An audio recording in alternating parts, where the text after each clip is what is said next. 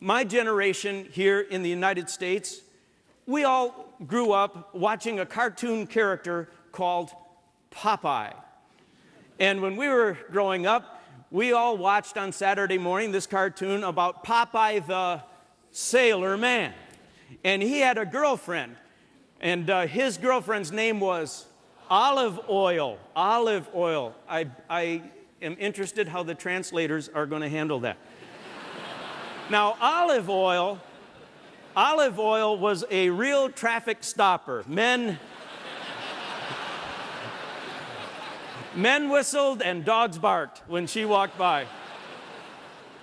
And whenever anyone or anything would threaten the well-being of Olive Oil, Popeye would be easygoing about it at first, but then if things began to look ominous, if it looked like something terrible might befall his beloved Olive Oil, Popeye, the sailor man, would feel his blood pressure rising and his pulse racing, and it would go from one level to the next, and then he would say the words that a whole generation of Americans had burned into their psyche.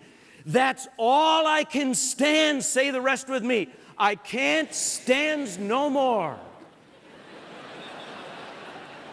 Dubious grammar, I know. But he was a sailor man. That's all I can stand. I can't stand no more. And he would pop open a can of what? Spinach. And supernatural strength would flow into his body, mostly where? His biceps, yeah. And he was anatomically improbable in the cartoon. But at that point where that supernatural strength came into his biceps, he was unstoppable. He would crush the opposition and save Olive Oil from her distress. What a show that was. But that line, that single line, that's all I can stand, I can't stand no more. That means something to those of us in leadership. It means something to us at a profound level.